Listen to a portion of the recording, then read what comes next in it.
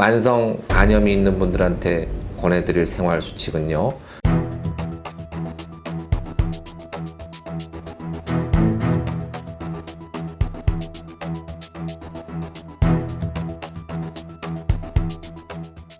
안녕하세요. 명예의 처방전 구독자 여러분.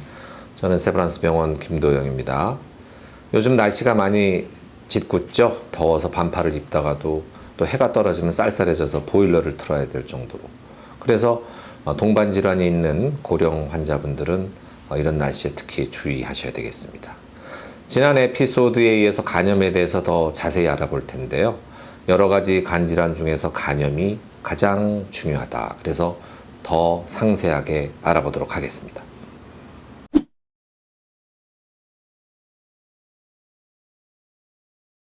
먼저 퀴즈 하나 제가 내볼까요? 전 세계인을 떨게 하고 있는 코로나 바이러스는 DNA 바이러스일까요? RNA 바이러스일까요?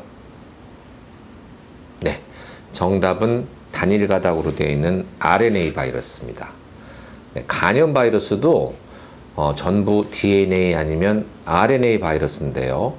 발견된 순서에 따라서 영문 알파벳 A, B, C를 붙였습니다. 그래서 지금까지 A, B, C, D, E, F, G 7개의 간염 바이러스가 발견됐습니다. 각 바이러스마다 반감기, 증식 속도, 또 전염 경로, 치료법, 또 백신 여부 이런 것들이 다 차이가 있는데 앞으로 자세하게 각 바이러스에 대해서 말씀을 드릴 텐데 우리나라에서 가장 중요한 간염 바이러스 3개를 대라 그러면 앞에 거 3개 얘기하시면 됩니다.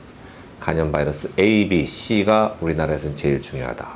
자세하게 앞으로 말씀을 드리겠습니다.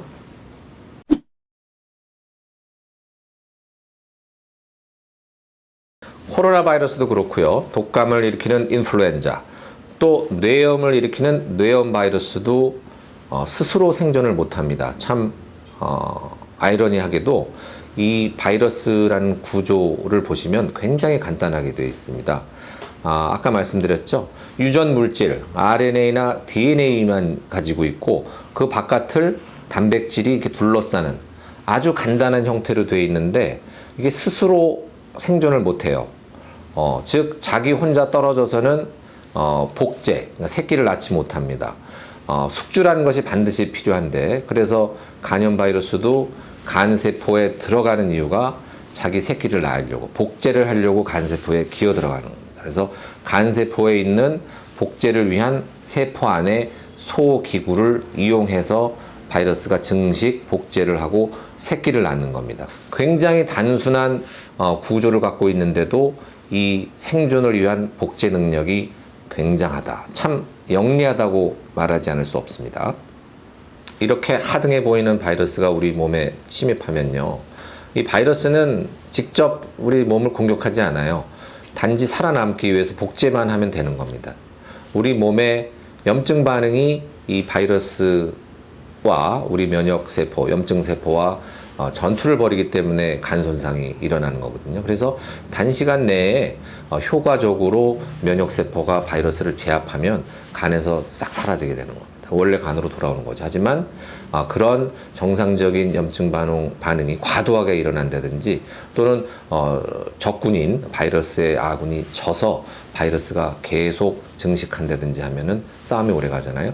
이게 바로 간염이고 간은 그만큼 전쟁터인 간은 상처를 받을 수밖에 없는 겁니다. 이게 간염입니다.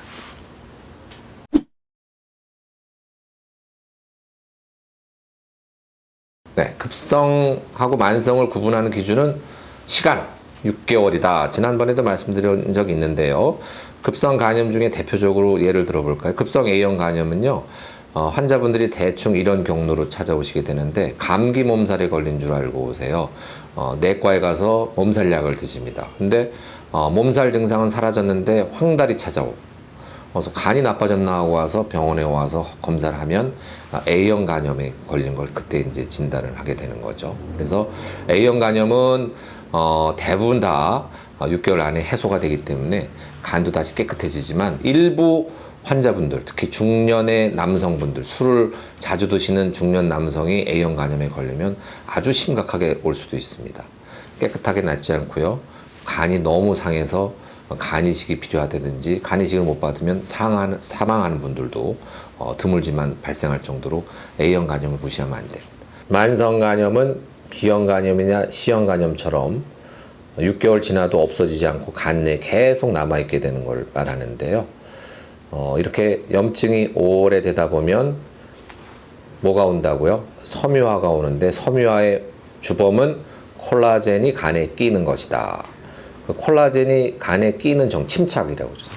간에 침착되는 정도에 따라서 섬유화를 1, 2, 3, 4단계로 나누는데 그 4단계가 간경화라고 또는 간경변이라고 부릅니다.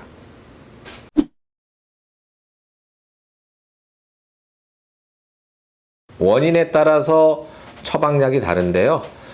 B형 간염이나 C형 간염 같은 바이러스가 복제해서 나타나는 간염은 항바이러스제라는 게 있습니다. 이건 아주 전문 의약품인데 이 약제에 대해서는 다음 기회에 자세히 말씀드리고, 또 여러 가지 처방약, 비처방약, 건강보조식품, 약초, 버섯 이런 것들을 드시고서 생기는 약인성 간염, 독성 간염은 원인을 이제 없애는 게 중요하죠. 그래서 그런 원인 물질을 더 이상 복용하지 못하게 하는 게 제일 중요하고, 또 증상이 심하다든지 또 황달이나 간 수치가 너무 높은 환자들은 입원 치료가 필요할 수도 있는데, 대부분 영양 보조라든지 또 수치 개선을 위해서 간장 보조제라는 걸 또 써요. 그래서 이 여러 가지 간장 보조제에 대해서도 다음에 기회가 되면 좀 더 자세히 알아보겠습니다.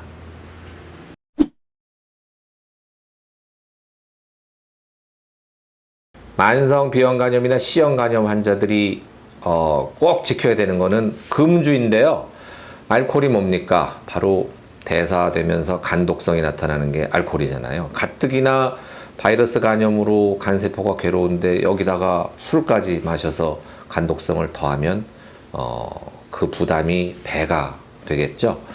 또 하나 만성 간염이 있는 분들한테 권해드릴 생활 수칙은요. 피로하지 말아라.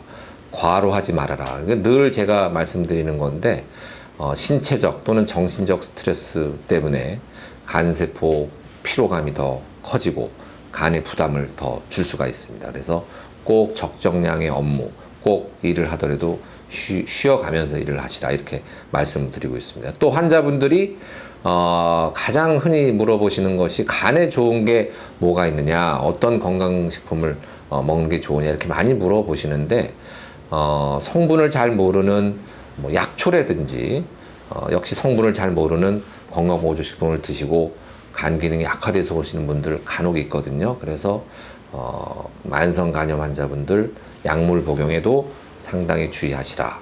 요약하면 금주하시고 과로하지 마시고 약물 복용에 주의하시라, 이렇게 말씀드리고 싶네요.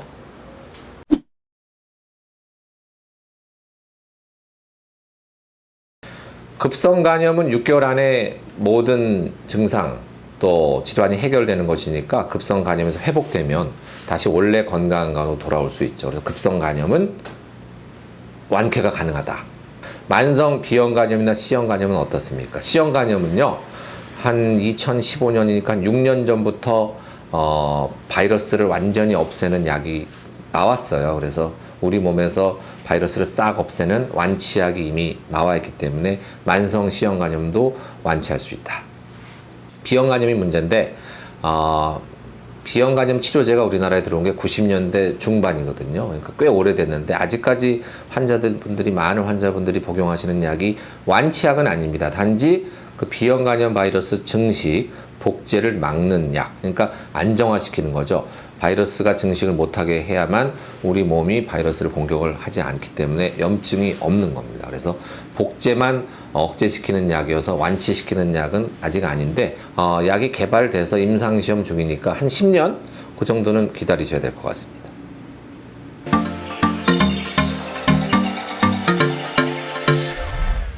댓글에 답변을 달아드리는 처방전 타임입니다. 첫 번째 윤빈초이님, 백신 1차 접종하고 2차 접종 시기를 놓쳤다면 처음부터 다시 맞아야 하나요? 네.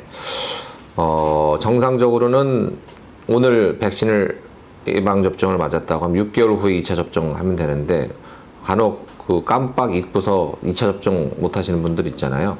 근데 얼마나 시간이 지났느냐에 따라 좀 다를 것 같은데 정해진 건 없습니다. 근데 한 3, 4개월 정도 좀 늦어졌다고 한다면 그냥 2차 접종 완료하시면 될 것 같고 6개월 이상 또는 1년 이상 이렇게 좀 오랜 시간 동안 1차, 2차 접종 시간 간격이 있다고 할 때는 처음부터 다시 접종하는 것이 항체 형성률을 높일 것 같은데 사실은요 A형 간염은 워낙에 항체 형성률이 높기 때문에 1회만 접종해도 한 80% 가까이 항체가 생기거든요. 그래서 조금 너무 2차 접종 시기가 늦었다고 생각하시는 분들은 항체 생겼는지를 먼저 확인한 다음에 판단하셔도 좋을 것 같아요. 네, 하나의 팁을 알려드리는 겁니다.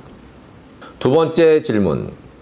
GB님, 임산부도 A형 간염 주사 맞을 수 있나요? 임산부는 모든 주사 약물을 조심하셔야 되죠. 그래서 백신도 뭐 통상 안전하긴 합니다만 임산부에 대한 안전성이 아마 효과가 연전성이 검증된 바가 없기 때문에 임산부들은 코로나 바이러스도 마찬가지고 A형 간염 백신도 출산 후에 맞으시는 걸 권하고 있습니다. 임신 시기에는 A형 간염 백신이 아무리 안전하더라도 허가사항이 아닐 거예요. 백신 넣는 것이. 그래서 출산 후에 맞을 것을 권하겠습니다. 마지막 세 번째 질문 박소희님, A형 간염 걸린 사람은 취업 제한이 있을까요? 네, 정답은 없습니다. A형 간염은 그냥 한번 앓고 지나가는 병이기 때문에 감기하고 똑같다고 보시면 돼요. 감기 걸려서 회복됐는데 취업 제한 하지 않잖아요. 장염도 마찬가지. 그래서 A형 간염을 앓고 난 후에는 또 면역이 형성되어 있기 때문에 다시 바이러스가 들어와도 절대 걸릴 일이 없고 남한테 전파할 일이 없죠. 그래서 급성기를 지나서 회복된 A형 간염 환자들은 취업이나 일상생활, 뭐 연애 활동 다 제한이 없습니다.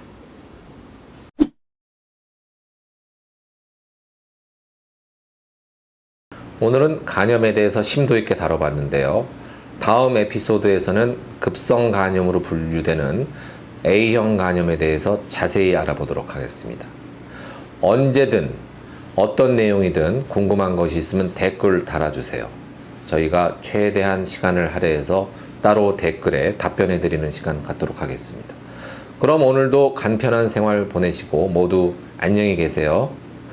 안녕!